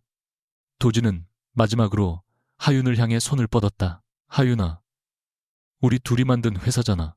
네가 이렇게까지 하면 정말 끝이야. 하윤은 그 손을 내려다보았다. 과거에는 저 손을 잡고 밤새 회사를 살릴 방법을 고민했다. 하지만 지금은 아무 감정도 남아있지 않았다. 우리가 만든 회사라고 말하지 마. 나는 만들었고 당신은 내 이름을 지웠어. 내가 잘못했어. 세라와도 끝낼게. 다시 시작하면 되잖아. 도진의 목소리는 다급했지만 하윤은 그 말 속에서도 자신을 향한 사랑을 찾지 못했다. 그는 아내를 되찾으려는 것이 아니라 잃어버린 능력과 권력을 되찾으려 하고 있었다. 하윤은 조용히 말했다. 당신은 내가 떠날 때까지 한 번도 나를 보지 않았어. 이제 내가 필요해졌다고 해서 사랑이라고 부르지 마. 보안 직원들이 들어와 도진의 출입증과 회사 기기를 회수했다. 세라는 미랑캐피탈 임원들에게 둘러싸인 채 별도 조사실로 이동했다. 조금 전까지 자신만만했던 두 사람은 서로를 탓하며 다른 문으로 끌려나갔다. 회의실에 남은 것은 하윤과 시헌, 그리고 아직 해결되지 않은 침묵뿐이었다. 임원들이 모두 나간 뒤 시헌은 테이블 위에 두꺼운 파일 하나를 올려놓았다. 당신에게 접근하기 전부터 작성된 모든 보고서입니다. 하윤은 파일을 열지 않았다. 무슨 보고서요? 당신의 경력, 동선, 가족관계, 이도진과의 혼인 상태, 호텔 인력, 배치 변경, 기록까지 전부 들어 있습니다. 시연의 목소리는 평소보다 낮았다. 삭제하거나 수정하지 않았습니다. 원하면 외부기관에 검증을 맡겨도 됩니다. 하윤은 그를 바라보았다.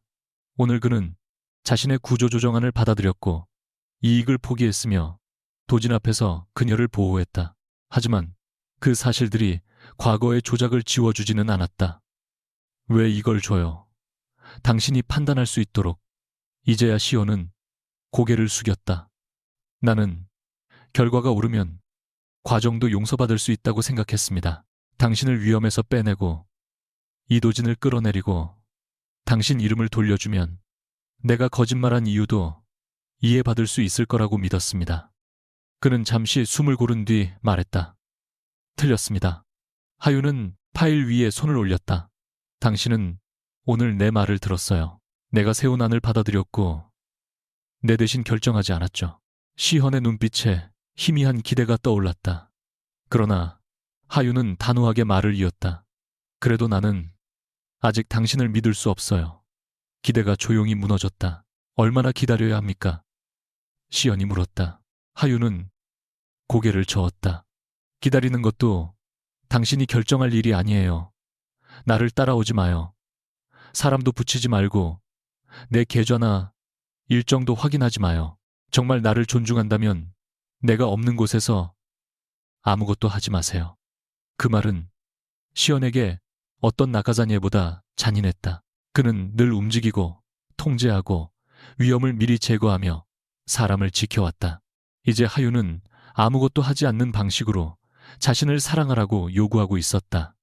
하윤은 파일을 들고 회의실을 나섰다. 긴 복도를 혼자 걸으며 그녀는 처음으로 승리의 기쁨보다 깊은 피로를 느꼈다. 도지는 직무를 잃었고 자신의 이름은 되찾을 수 있게 되었다. 그러나 마음 한편에서는 시현이 더 이상 뒤따라오지 않을 것이라는 사실이 아프게 느껴졌다. 엘리베이터 문이 닫히기 직전 그녀는 복도 끝에 그대로 서 있는 시헌을 바라보았다. 그는 한 걸음도 움직이지 않았다. 약속을 지키기 위해서였다. 문이 닫힌 뒤 시헌은 빈 회의실로 돌아갔다. 테이블 위에는 하윤이 사용했던 물잔과 그녀가 제안한 구조조정안이 남아 있었다. 비서실장이 조심스럽게 들어와 물었다. 회장님, 서하윤 씨 차량을 준비할까요? 시헌은 한동안 대답하지 않았다.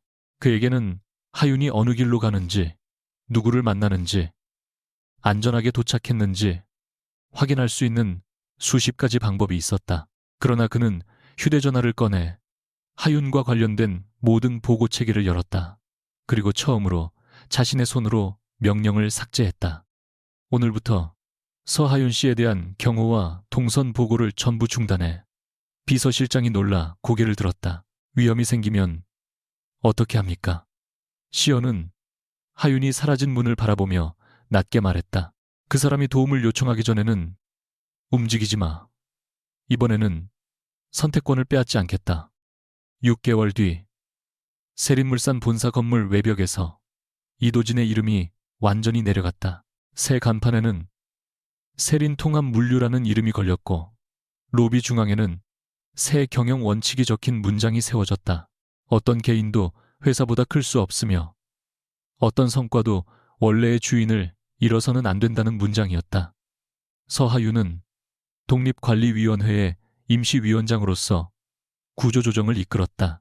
해외 터미널 사업은 단계적으로 철수했고 무리하게 담보로 묶였던 항만 사용권은 운영권과 소유권을 분리해 지켜냈다. 가장 먼저 확보한 자금은 임원 보너스가 아니라 직원 급여와 협력업체 대금에 투입되었다.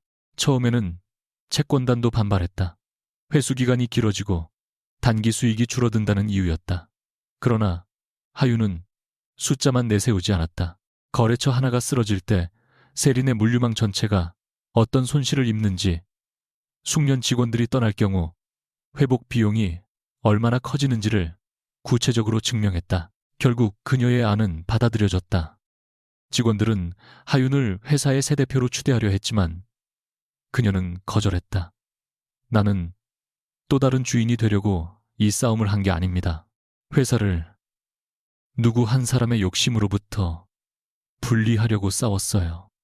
온갖 국격부로 예스만 대신 하윤은 외부 감사를 받는 독립구조조정 책임자로 남았고 자신의 이름으로 작은 경영자문회사를 설립했다. 사무실은 여의도의 고층 빌딩이 아니라 성수동의 낡은 작업실을 개조한 공간이었다.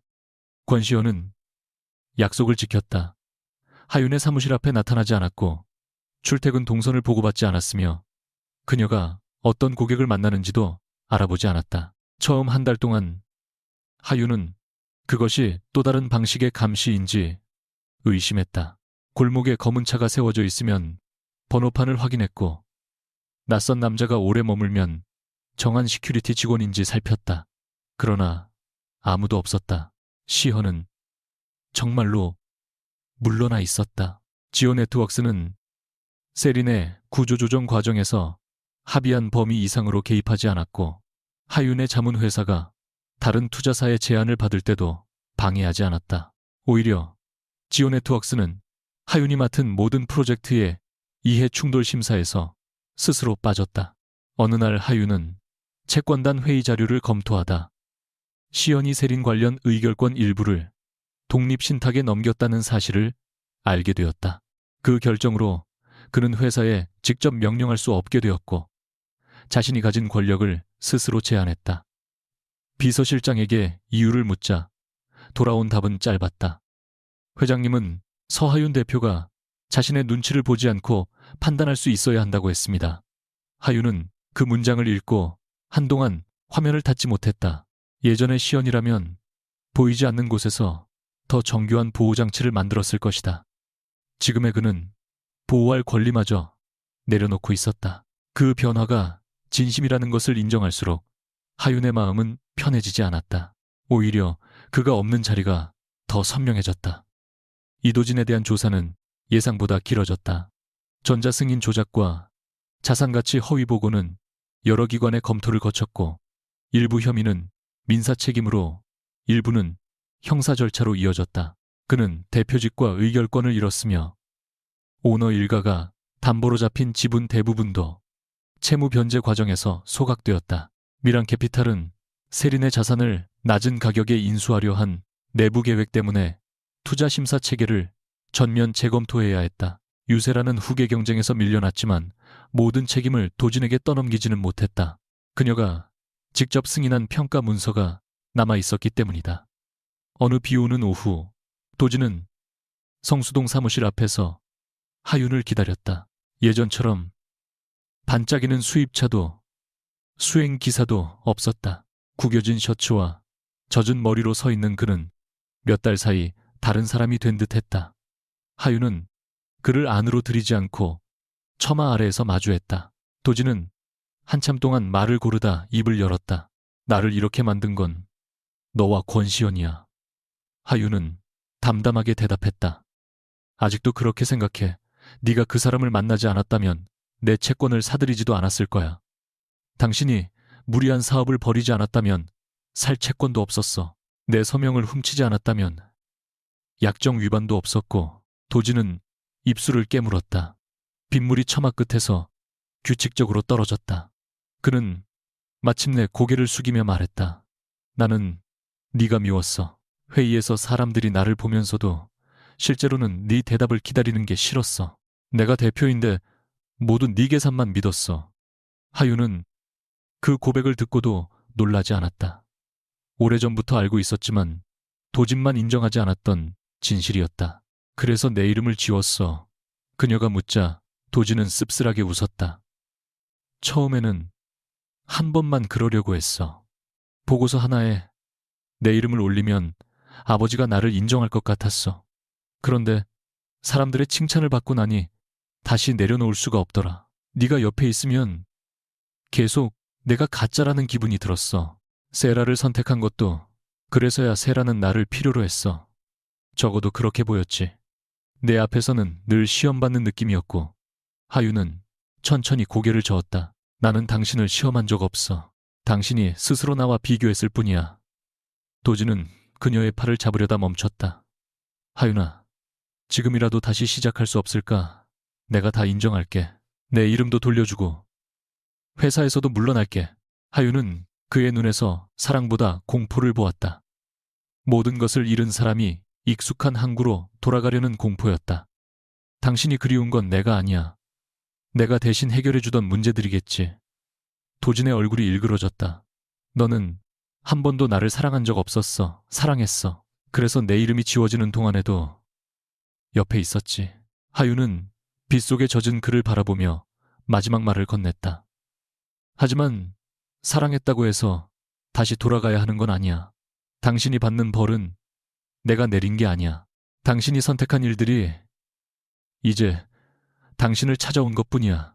그녀는 문을 닫았고 도진은 더 이상 두드리지 않았다. 그날 저녁 하윤은 어머니가 사는 작은 아파트를 찾았다.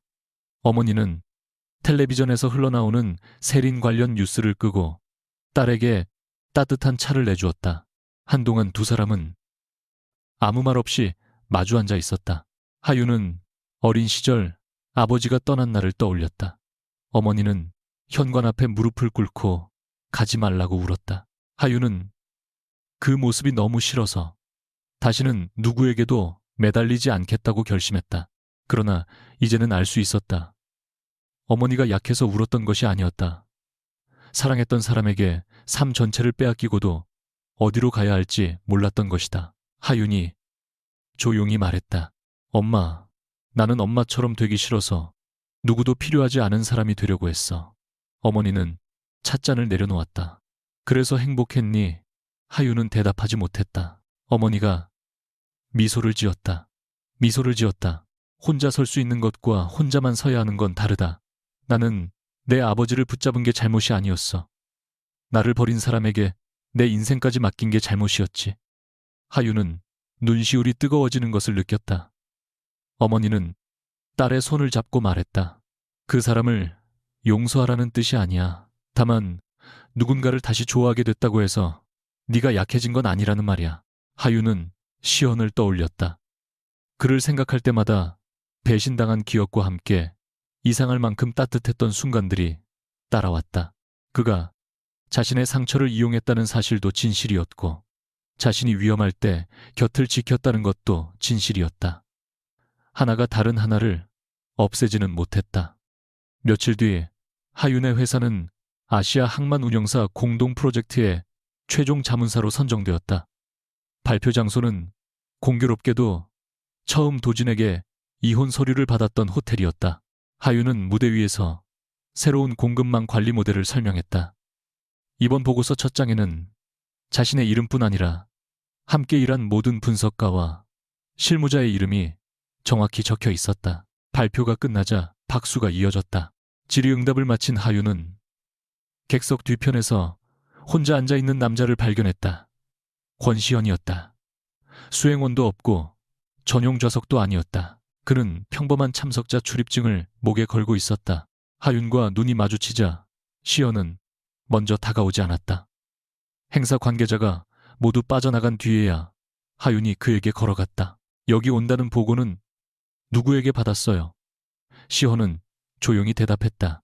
공개된 행사 안내에서 봤습니다. 내 발표 자료는 미리 봤고요. 아니요. 결과는 알고 있었어요. 당신 회사가 선정됐다는 건 오늘 들었습니다. 하윤은 그가 정말 아무것도 모른다는 사실을 확인하려는 사람처럼 질문을 이어갔다. 어디서 저녁 먹을지도 몰라요. 모릅니다. 내가 당신과 이야기할지도 몰랐고 기대하지 않았습니다. 그런 시헌은 작은 서류 봉투를 내밀었다. 이건 계약서가 아니라 제안서입니다. 싫으면 읽지 않아도 됩니다.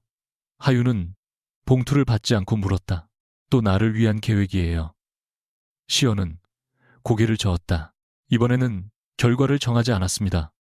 두 사람은 호텔 옥상 정원으로 올라갔다. 처음 만난 밤과 같은 도시의 불빛이 아래에서 반짝였지만 그때와 달리 누구도 도망치거나 복수하려 하지 않았다. 시연은 난간에서 한 걸음 떨어져 서 있었다.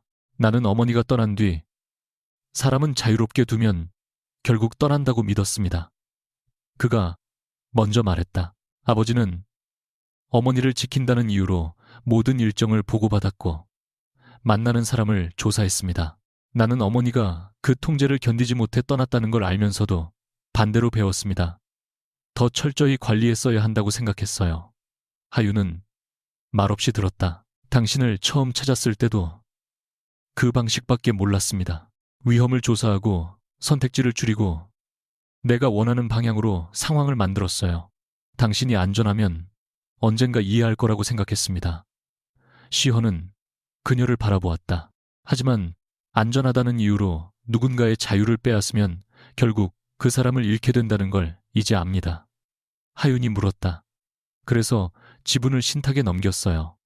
당신과 관련된 결정에서 내 권력을 제한할 필요가 있었습니다. 나 때문에 수익도 포기했고요. 처음에는 당신 때문이었습니다. 지금은 그 방식이 회사에도 더 옳다는 걸 압니다. 하윤은 그의 대답에서 변명이나 과장을 찾으려 했지만 보이지 않았다. 시헌은 용서를 요구하지 않았다. 자신이 달라졌다고 주장하는 대신 달라진 선택들을 보여주고 있었다. 시헌은 봉투를 벤치 위에 내려놓았다. 내용은 공동 프로젝트 제안입니다. 지오 네트워크스가 투자하고 당신 회사가 독립적으로 감시하는 구조입니다. 당신에게는 모든 자료를 열람할 권리, 사업을 중단시킬 권리, 내 결정을 거부할 권리가 있습니다. 계약은 언제든 종료할 수 있고 손해배상 조항도 없습니다. 하윤은 봉투를 열어 첫 장을 살폈다. 과거 도진이 내밀었던 계약서에는 그녀가 포기해야 할 권리만 적혀 있었다. 시연의 계약서에는 그가 포기한 권력들이 적혀 있었다. 하윤은 서류를 덮고 말했다. 이걸로 우리 관계까지 계약하려는 건 아니죠. 시연의 입가에 아주 옅은 미소가 스쳤다. 그건 계약할 수 없다는 걸 배웠습니다. 내가 거절하면요, 받아들이겠습니다. 다시는 찾아오지 말라고 하면. 시연은 잠시 숨을 멈췄지만 곧 대답했다. 그것도 따르겠습니다. 하윤은 그 말이 그에게 얼마나 어려운지 알고 있었다. 그래서 쉽게 용서한다고 말하지 않았다. 나는 아직 당신을 완전히 믿지 못해요. 가끔은 당신이 모르는 척하면서 모든 걸 알고 있을 것 같고, 내가 선택했다고 생각한 일조차 당신이 설계한 건 아닐까 의심할 거예요. 그 의심을 없애달라고 요구하지 않겠습니다. 그리고 나는 화가 나면 먼저 관계를 망치려는 사람이에요. 상처받기 전에 떠날 수도 있어요. 그때 붙잡기 전에 물어보겠습니다. 하윤은 그를 바라보다 처음으로 작게 웃었다. 대답이 많이 달라졌네요. 시온도 조용히 말했다. 당신이 가르쳤습니다. 하윤은 계약서를 가방에 넣었다. 사업 제안은 검토해 볼게요. 하지만 그 전에 할 일이 있어요. 시연의 표정이 긴장했다. 무엇입니까? 저녁을 먹어요. 그가 잠시 말을 잃자 하윤은 덧붙였다. 데이트라고 불러도 되고요. 시연의 눈빛에 감정이 번졌지만 그는 섣불리 다가오지 않았다. 장소를 정해도 됩니까? 안 돼요. 오늘은 내가 정할 거예요. 차량은 준비하지 않겠습니다. 메뉴도 미리 알아보지 마요. 알겠습니다. 식당 주인을 조사하는 것도 금지예요. 시연은 아주 잠깐 망설였다. 하윤이 눈을 가늘게 뜨자 그가 순순히 대답했다. 하지 않겠습니다. 하윤은 먼저 엘리베이터 쪽으로 걸어갔다. 몇 걸음 뒤 시연이 따라왔다. 예전처럼 앞서 길을 막거나 뒤에서 거리를 계산하지 않고 그녀의 옆에 나란히 섰다. 엘리베이터 문 앞에서 하윤은 그의 손을 바라보다 천천히 손가락을 맞잡았다. 시연의 손이 굳었지만 그는 힘을 주어 붙잡지 않았다. 하윤이 먼저 놓을 수 있도록 가볍게 감쌀 뿐이었다. 문이 열리자 두 사람은 함께 안으로 들어갔다.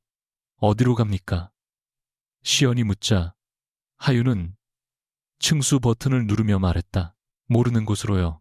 아시아의 수많은 항만과 은행기업의 다음 움직임을 미리 읽어내던 남자는 처음으로 목적지도 결과도 모르는 길에 올랐다. 그리고 이번에는 그것이 두렵지 않았다. 자신이 만든 덫 안으로 여자를 끌어들이는 대신 그녀가 선택한 방향으로 한 걸음씩 함께 가는 것. 그것이 권시연이 마침내 배운 사랑의 방식이었다.